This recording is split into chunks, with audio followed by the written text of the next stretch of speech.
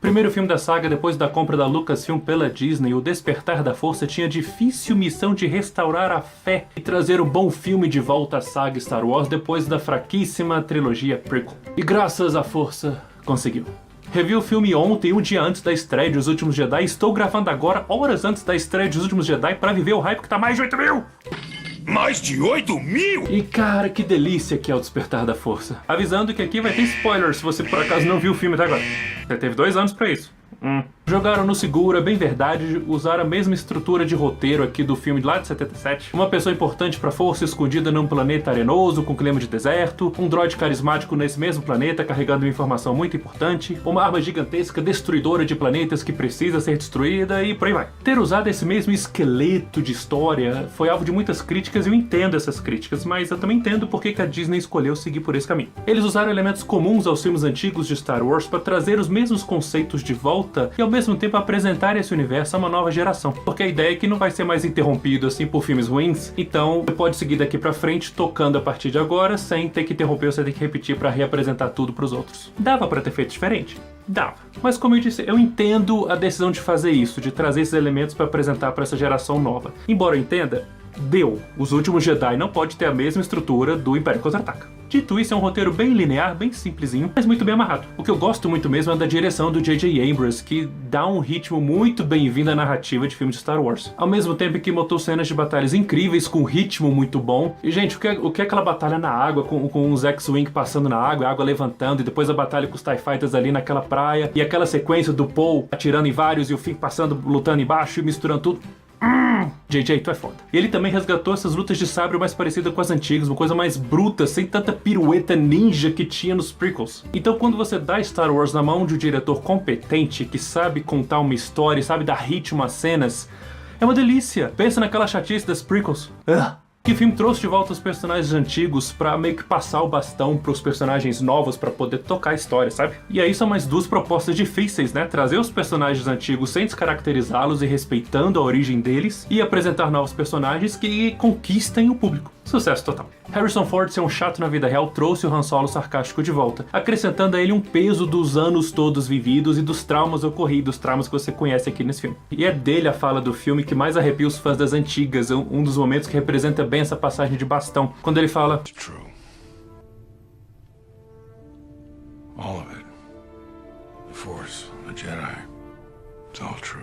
É um momento de metalinguagem do filme, ele não tá só falando pra Rey e pro Finn, ele tá falando pra nós também. Chewbacca continua o mesmo de sempre e suas interações com Han Solo continuam deliciosas, ainda mais quando são bem escritas. Gente, Star Wars bem escrito é tão melhor.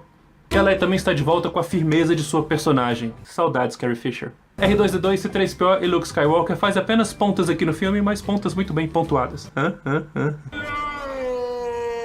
O grande trunfo nesse filme está nos novos personagens. Todos são ótimos, todos são carismáticos, com bons diálogos e atores muito bem escolhidos. O alívio e a satisfação de ver a nova geração de Star Wars em boas mãos são indescritíveis. Sim, tem a Capitã Phasma que só faz uma ponta aqui, não serve pra nada realmente nesse filme. Mas se você contratou uma atriz relativamente famosa como a Gwendoline Christie, você deu aquele visual incrível pra Phasma, você deu um nome pra Phasma, sendo que os Stormtroopers não tem nome, né? São só códigos. Você tá montando uma personagem ali que é importante, provavelmente, pra saga como geral. Ela deve ser mais desenvolvida nos próximos filmes. E sim, o General Hux lá do Domhnall Gleeson é um pouco genérico, falta camada ali pra esse personagem, falta motivação, falta entender mais qual é a dele. Tem tudo isso sim, mas é nos protagonistas que o filme investe de verdade e onde o filme mais te ganha. Adam Driver como Kylo Ren é um personagem muito angustiado, muito incerto, e se parece por vezes birrento, é alguém carregado de sentimentos conflitantes, coisa que faltou na Anakin Skywalker dos episódios 1, 2 e 3. O Joe Boyega como Finn injeta muita energia no filme nas cenas em que ele não precisa lidar com muito drama, mas não deixa a peteca cair quando se encontra em momentos mais sérios em que ele precisa revelar a as camadas de seu personagem. E Daisy Ridley é tudo que a protagonista desse filme precisava. A Rey é decidida e corajosa, a maneira como ela encara o desconhecido de frente é muito inspiradora. E a sua inocência perante o universo, quando ela vai conhecendo tudo que existe além daquele mundinho dela lá em Jakku, é cativante. E o roteiro constrói essa personagem muito bem. Momentos como ela limpando lá a peça que ela acabou de resgatar e vendo uma senhora muito idosa fazendo a mesma coisa. E o momento em que ela resgata o BB-8 no começo do filme, daquele cara que só queria vender o BB-8 pelas peças dele, e ela diz, ele não tem respeito por ninguém. Ou a casa dela ser dentro de um AT&T caído lá, destruído, e ela ter um bonequinho improvisado de um piloto da Aliança Rebelde. São várias coisas que dizem muito sobre ela, sem ela precisar ficar falando. E tem a cena lá que a Maskanata fala pra Rey que a família que ela tanto espera voltar não vai mais voltar, e que ela mesma sabe disso, mas ela só não admite pra ela mesma. E nessa hora a ficha da Rey cai, é de cortar o coração. A Rey é uma personagem que foi muito criticada por ser uma Mary Sue, alguém que veio de baixo, mas possui habilidades extremas e acaba salvando a tudo e a todos. E sim, eu acho que ela é uma Mary Sue, mas eu não tenho problema nenhum com isso. Eu cresci vendo filmes de brucutus nos anos 80 e eles eram exatamente a mesma coisa. Eu adorava todos eles, então não tinha como eu não gostar da Rey.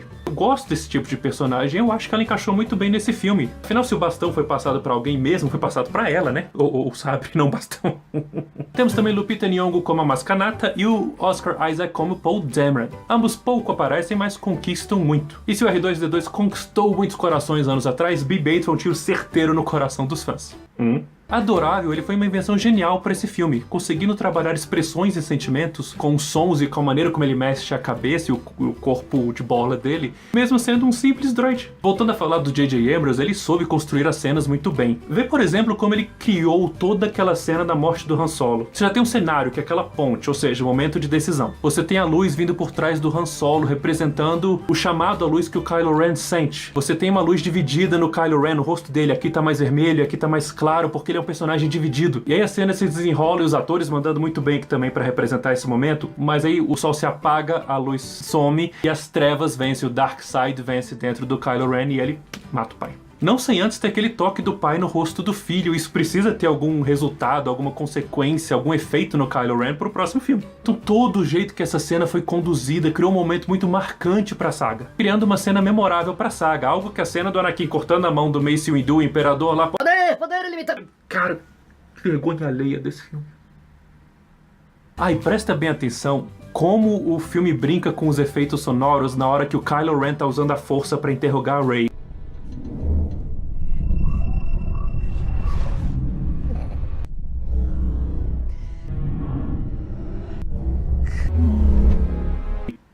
Demais. Um filme carregado de carisma, carregado de nostalgia e de homenagens. O Despertar da Força fez justamente isso, despertou a força e a esperança de bons filmes nesse universo tão amado por milhões de nós. Que vem Os Últimos Jedi, eu vou assistir o filme daqui 7 horas. Só 2 anos atrás eu recebi meu primeiro convite para participar do primeiro episódio do podcast Depois de Duas, e nós falamos tudo sobre o Despertar da Força. Escuta a gente lá porque a gente destrincha esse filme cena por cena praticamente. Como você tá vendo, o site deles está aqui embaixo no vídeo e o link direto pro episódio está aqui embaixo na descrição. Pessoal, muito obrigado por assistirem meus vídeos. Vocês viram o Despertar da Força? Estão na pilha para ver Os Últimos Jedi? Já viram Os Últimos Jedi? O que vocês acharam de todos eles? Comenta ali, curte aí para continuar dando passos nerds, não deixa de se inscrever aqui.